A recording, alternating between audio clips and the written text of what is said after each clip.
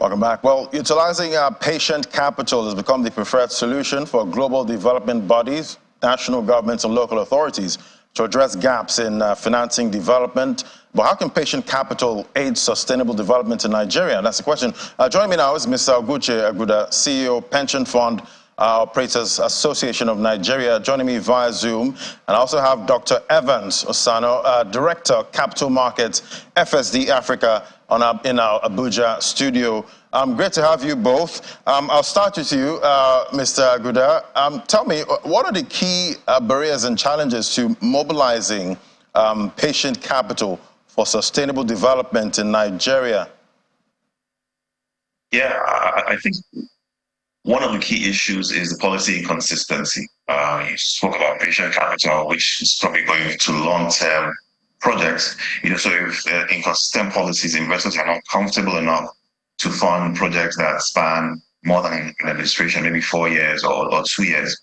Also, just in terms of quality of the projects, quality of the issuers, that's a big issue in terms of being able to see those projects that are well structured, that investors can fund. I think another thing, especially in Nigeria, we'll look at the fluctuation in exchange rates. Most of these projects have dollar components there, and fluctuation, sometimes makes these projects, they don't make sense in the end. So that's one area. So just in summary, I think the policy environment, the inconsistencies, and then the projects themselves.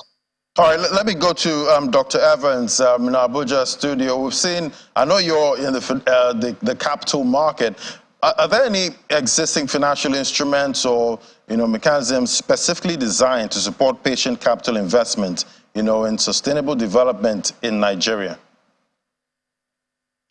Yeah, thank you very much for that question. There are tons of instruments that can be used to mobilize capital at scale and to innovate how capital is deployed to where it is needed most. I could categorize those instruments into 3 broad categories. You have debt-like instruments where essentially you're providing loans to projects, or you have equity products where you are taking an ownership stake in the projects. But in addition to that, there's a new class of instruments which I call basically outcome-based financing, where developers or investors are being paid and rewarded for achieving certain outcomes. And I can give examples of those. Now, if I look at the debt instruments, gender bonds is one fast-growing category, which is basically bonds that are used to finance women-owned or women-operated enterprises, basically providing women empowerment. 2 is green bonds, which are used to finance environmentally friendly projects. And then on top of that, we can also have now a new class of assets, instruments called KPI-linked or sustainability-linked instruments. And in addition to that, we've also seen innovation where there's been an attempt to link carbon markets or carbon credits as a way of enhancing the various instruments that are being financed, like debt instruments and all that. So there are a suite of different instruments that are being available and can be used to mobilize capital at scale, as I said, from both domestic and international sources of capital into Nigeria and elsewhere. Right, and looking at these markets now, who can play in it? Is it just institutional investors, or is there also a market for retail investors? There is a market for both institutional investors and a market for retail investors.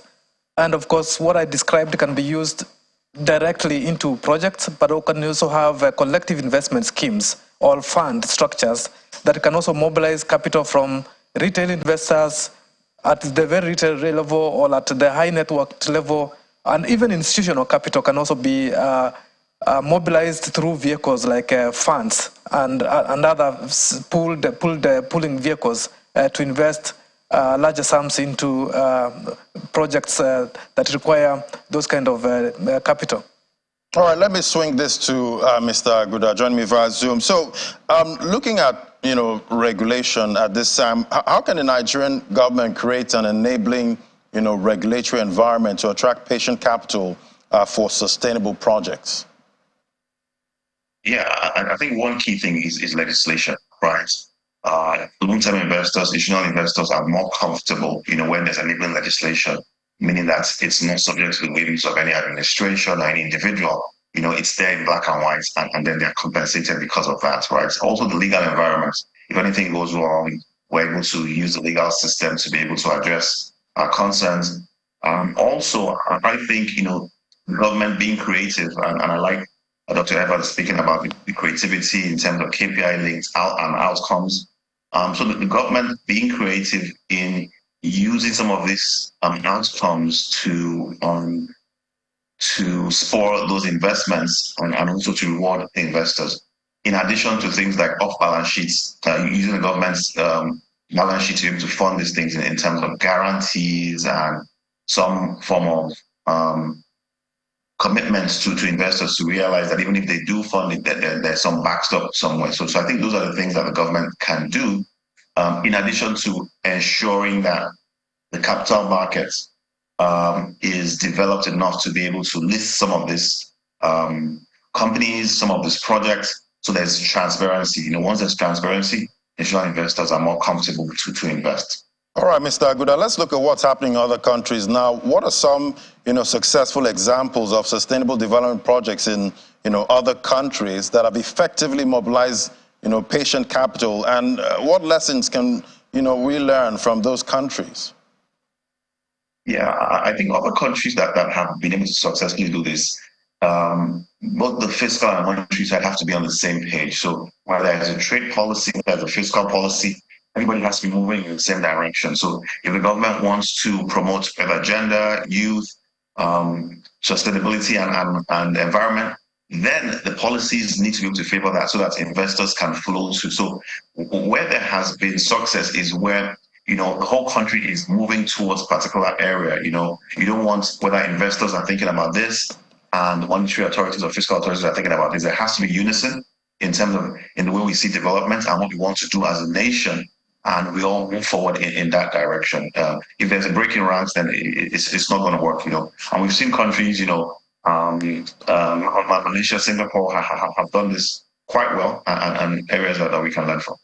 All right, let's go to Dr. Evans in our Abuja studio. Now, how can the government and private sector, work together to create a pipeline of viable and bankable, sustainable development projects that are attractive, to patient capital investors? Yeah, a very good question. And I think that's one of the challenges that we generally faced, which is that we don't have enough bankable projects. And there are a number of things that can be done, not just by government, but also by the private sector. So project preparation facilities is one important thing that can be done. So that is putting money to support entrepreneurs who have projects that are not necessarily ready, to help them make those projects bankable. That's one important thing that can be done. And of course, if you're providing capital to support preparation, that capital can be recycled if those projects go to the market and raise money successfully, so that they can benefit another pipeline of potential projects. Oguchi has talked about government policy that can also be very, very catalytic. So it's again looking at the PPP framework, not necessarily at the federal level, but also at the state level, so that we can have a certainty in terms of what kind of projects can be financed, what kind of concessions are there, how you negotiate power purchase agreements that are certain, and in what currencies. That is very important. Providing, in some cases, incentives, including tax incentive, I must say, or at least removing tax disincentives that might exist to financing certain projects will be quite important as well. So there are a number of things that can be done. Let me just add one more, which is the blending. So using guarantees or using blended finance, so that's financing from the public sector, blending that with the private sector, using blending instruments, international and local. That is very important because that kind of reduces the risk that might be perceived in specific projects. Yes, thank you for that. Let's go to Mr. Oguchi now. I know earlier this week, you guys had a meeting, and definitely the main conversation was about patient capital. Can you give me some other, key highlights from that meeting? Yeah, thanks. I'll just jump on what Dr. Evans has said. One of the things that came out clearly is the blending, right? Because what typically happens when we talk about either development or sustainability, they're always pushing back to the institutional capital to say, you guys need to receive less in terms of receive less than inflation. And the institutional capitals are saying that's not the way to go. We want to be able to receive commercial return, but if it's blended with either government finance or development capital, then it can be given to those that need it at the rate that is encouraging for them to be able to pay back. So I think that came clearly. Another thing that came out clearly is the need for partnership between institutional investors, but also partnership with the government and other development partners. That's very important, and that came out clearly in the past week. Right. All right. I want to thank you both. So Guche Aguda, CEO, Penop, and Joyce Vice Chairman. We have Dr. Evans Osano, Director of Capital Markets, FSD Africa. Thank you both for your perspective this morning. Thank you. Thank you. Thank you. Thank you.